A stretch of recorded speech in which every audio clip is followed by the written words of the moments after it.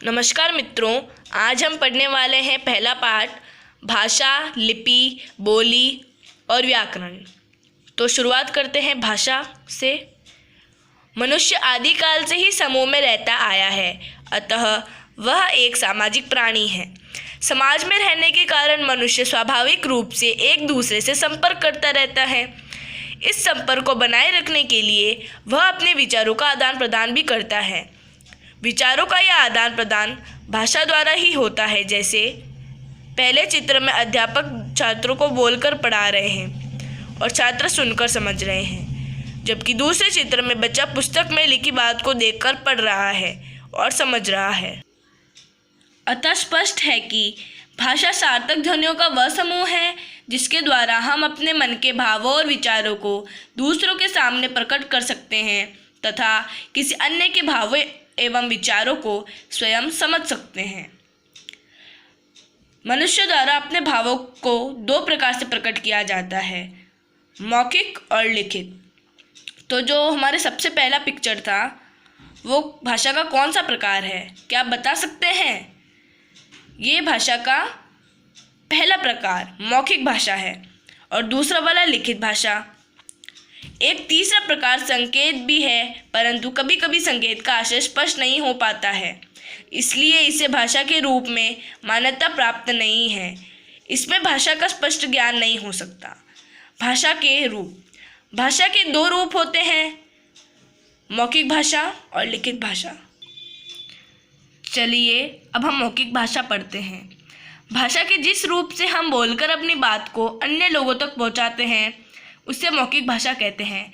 जैसे इस वक्त मैं बोल रही हूँ और आप सुन रहे हैं तो इसे मौखिक भाषा कहेंगे। कक्षा में अध्यापक द्वारा पठन पाठन तथा सहपाठियों का आपसी वार्तालाप मौखिक भाषा के उदाहरण हैं। कविता पाठ, भाषण देना, गीत गाना, भजन गायन इत्यादि भी मौखिक भाषा के रूप हैं। मौखिक भाषा भी दो प्रकार की होती हैं, एक वह जिसका प्रयोग हम सामान्य बोलचाल में करते हैं और दूसरी वह जो टेप रिकॉर्डर, रेडियो, डीवीडी आदि विद्युत उपकरणों द्वारा सुनते हैं। सामान्य बोलचाल अस्थायी होती हैं, जबकि कैसेट और सीडी में संग्रहित सामग्री स्थायी होती है। अब लिखित भाषा पढ़ते हैं। लिखित भाषा, भाषा के जिस रूप से मन के भावों और विचारों को हम लिखकर अन्य व्यक्तियों तक पहुंचाते हैं तथा वो उनको पढ़कर समझते हैं, उसे लिखित भाषा कहते हैं। जैसे अभी इस किताब में लिखा हुआ है और मैं बोलकर और पढ़कर समझ रही हूँ और आपको भी समझा रही हूँ, तो ये एक लिखित भाषा होगी। और मैं आपको समझा रही हूँ बोलकर, वो एक मौखिक भाषा होगी। जो पुस्तकें हम पढ़ते हैं वे भाषा का लिखित रूप है। परीक्षा में प्रश्न पत्र हल करने में, समाचार पत्र पढ़ने में या पत्र लिखने में हमें लिखित भाषा का ही प्रयोग करना पड़ता है। इसके अतिरिक्त दुकानों के नाम पट, मार्गदर्शक पट्टिका, poster, banner, railway station, bus stand, न्यायालय, अस्पताल, थाना आदि के सभी स्थानों पर उनके नाम लिखे होते हैं, जिन्हें पढ़कर हम जानते हैं कि वे कौन सा स्थान है। हिंदी भाषा और अन्य भारतीय भाषाएं। पूरे विश्व में सभी देशों की अपनी अपनी भाषा होती है। इन सभी भाषाओं में अंग्रेजी, हिंदी, अरबी, चीनी, जापानी, पुर्तगाली, जर्मन, रूसी, स्पेनिश, फ्रांसीसी आदि प्रमुख है। मतलब होती तो बहुत सारी है, लेकिन ये सब प्रमुख भाषाएं हैं।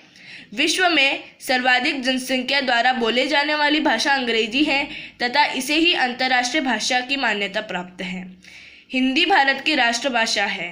भारत में तो इसका प्रयोग होता ही है, साथ ही संसार के प्रत्येक देश में हिंदी भाषा भाषी लोग मिल जाते हैं। इस प्रकार हिंदी का प्रयोग अंग्रेजी के पश्चात सर्वाधिक लोगों द्वारा किया जाता है। भारत के प्रत्येक राज्य की अपनी अलग अलग भाषाएं हैं, परंतु हिंदी भारत की संपर्क भाषा है। भारत में हिंदी के व्यापक प्रयोग के कारण हिंदी भाषा को 14 सितंबर 1949 को राजभाषा के रूप में मान्यता प्रदान की गई और सरकारी कामकाज में हिंदी का प्रयोग आरंभ किया गया। इसलिए प्रतिवर्ष 14 सितंबर को हिंदी दिवस के रूप में मनाया जाता है। भारत में उत्तर प्रदेश, उत्तरांचल, बिहार, मध्य प्रदेश, हरियाणा, हिमाचल प्रदेश, राजस्थान, दिल्ली, छत्तीसगढ़ तथा झारखंड आदि राज्य हिंदी भाषी हैं। इन राज्यों में हिंदी को ही राज्य भाषा के रूप में मान्यता मिली हुई है। भारत की मान्यता प्राप्त भाषाएं। भारत में अनेक भाषाएं बोली जाती है, परंतु भारतीय संविधान में कुछ विशेष भाषाओं को मान्यता दी गई है, जिनकी संख्या 22 है। ये निम्न प्रकार हैं: हिंदी, संस्कृत, उर्दू, पंजाबी, गुजराती, बंगाली, तमिल, तेलुगु, संथाली, कश्मीरी, असमिया, सिंधी, कन्नड़, मणिपुरी, मलयालम, मराठी, बोडो, डोगरी, कोंकणी, मैथिली तथा नेपाली। बोली। एक ही प्रांत में विभिन्न क्षेत्रों के लोग एक ही भाषा के भिन्न भिन्न रूपों का प्रयोग करते हैं। एक ही प्रमुख भाषा के भिन्न क्षेत्रीय रूपों को बोली कहते हैं। जैसे एक ही प्रमुख भाषा के भिन्न क्षेत्रीय रूपों को बोली कहते हैं। जैसे उदाहरण देखते हैं हम इधर, उत्तर प्रदेश में ही हिंदी भाषा के अनेक रूप बोले जाते हैं, जैसे अवधी, ब्रज भाषा, खड़ी बोली व भोजपुरी आदि सभी बोलियां हैं। बोली भाषा का अल्प विकसित रूप है। लिपि। परिभाषा। भाषा की ध्वनियों को प्रकट करने के लिए जिन लिखित चिन्हों का प्रयोग किया जाता है उन्हें लिपि कहते हैं। प्रत्येक भाषा की अपनी एक लिपि होती है। कुछ प्रमुख भाषाएं एवं उनकी लिपियां निम्न प्रकार से हैं। जैसे हिंदी, संस्कृत, उनकी लिपि देवनागरी, अंग्रेजी की लिपि रोमन, पंजाबी की लिपि गुरुमुखी, उर्दू भाषा की लिपि फारसी, बांग्ला भाषा की लिपि बंगाली, अरबी भाषा की लिपि फारसी। व्याकरण। इसकी परिभाषा हम पढ़ते हैं। व्याकरण वह शास्त्र है जिससे भाषा को शुद्ध बोलने, लिखने और पढ़ने का ज्ञान प्राप्त होता है। भाषा का व्याकरण के साथ गहरा संबंध है।